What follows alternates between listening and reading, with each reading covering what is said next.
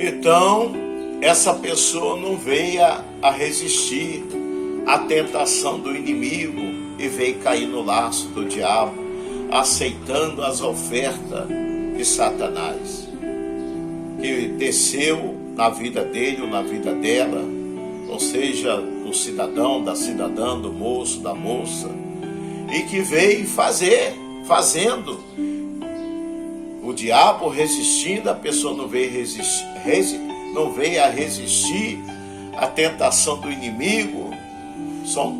Podemos até vir falar na vida individual, na vida pessoal, na vida financeira, na vida física.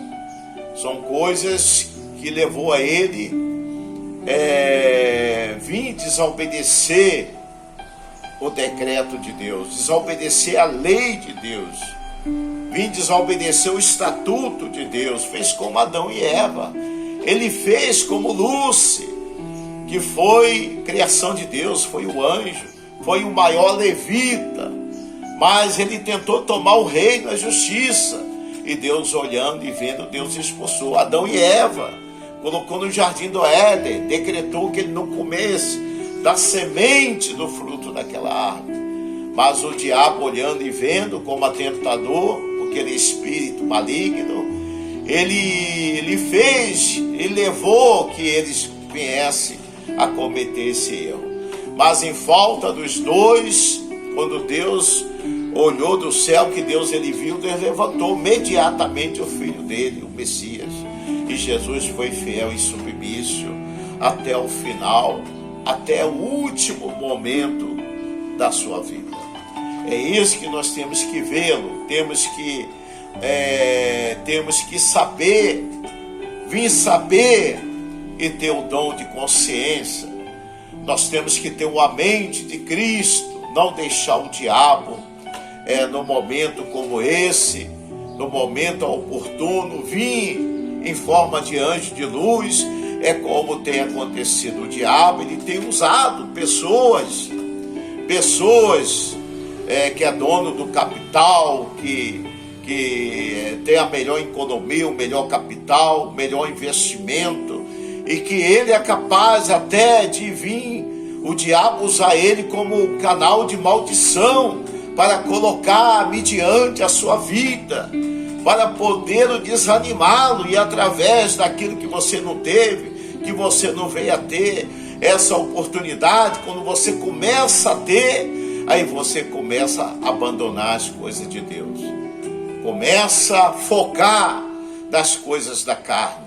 É o melhor carro, o melhor apartamento, a melhor economia, o melhor luxo, o melhor conforto, aonde que leva você ao descaso. Então a Bíblia fala que no passado, quando Jesus, ele sendo filho de Deus, que ele saía em missão juntamente com os discípulos, juntamente com os apóstolos, e Jesus, quando ele deu uma saída, que ele havia chegado, foi questão de segundo, e o povo estava fazendo a casa de Deus de comércio. A casa de Deus, o povo estava negociando de frente o tabernáculo. Foi quando Jesus chegou, havia chegado, ele viu, avistou, e ele pegando a mão, passando a mão no chicote, ele recuou, ele partiu para cima com tudo, repreendendo aquelas pessoas que estavam negociando dentro da casa de Deus, negociando de frente ao templo.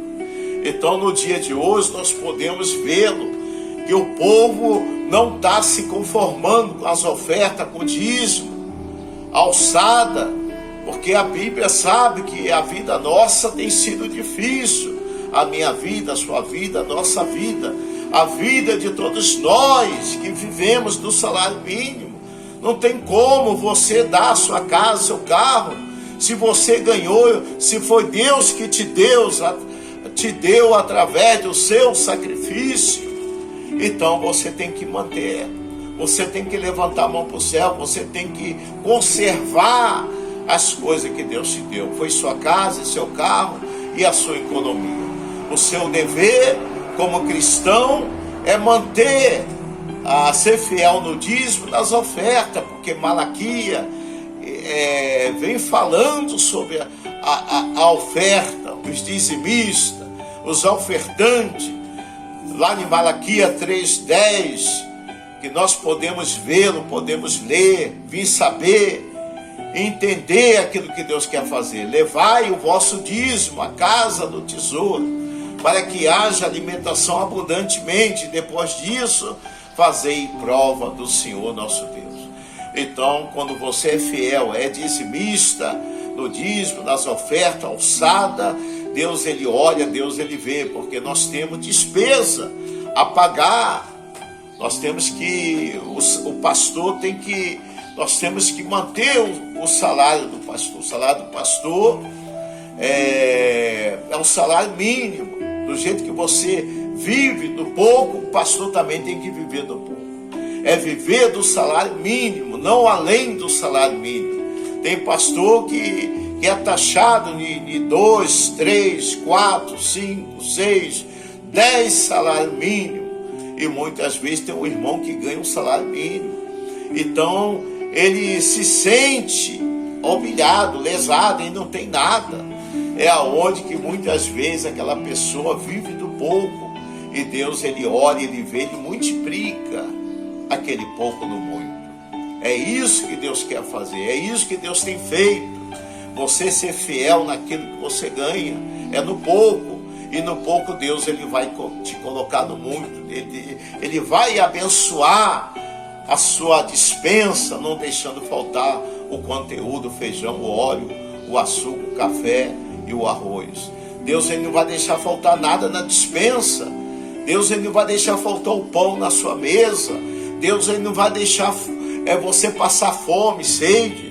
Porque Deus ele é fiel com aqueles que têm sido fiel. Deus ele abre porta. Ele envia anjo da terra. Ele envia anjo do céu para que venha trabalhar paralela, que venha chegar até você, para que eles possam vir te dar o melhor, a melhor assistência, para que você não venha passar fome e sede, para que você não venha ficar por baixo, que você venha ser, não cauda, mas que você venha ser cabeça, que você não venha ficar por baixo, mas sim que você venha ficar por cima. Então Deus ele quer que nós sejamos fiéis em tudo das nossas vidas. E muitas vezes, em falta de tudo isso, nós temos que chegá-lo até perto do pastor, que é o anjo da igreja, que é o cabeça da igreja, o anjo que cuida das ovelhas. O pastor está ali à sua disposição, à nossa disposição, da gente poder sentar, conversar, dialogar, falar, desabafá-lo, para que ele possa te dar todo o suporte, toda a ajuda máxima, que ele possa cuidar daquela ovelha, atendendo às necessidades financeiras, tanto a pessoal, como individual, como família, como familiar, até fisicamente, questão de doença, que o pastor possa cuidar daquela alma, daquela vida, ungindo, orando, e jejuando, consagrando, para que nós sejamos um canal de bênção. Amém? Então é isso que Deus faz. Deus, ele quer fazer algo mais e mais ainda acima da nossa vida. Basta que nós sejamos fiéis e submissos a Deus. A Bíblia fala uma das coisas mais importantes do mundo, mediante os continentes: buscai o reino de Deus e a justiça dele, e as demais coisas serão acrescentadas.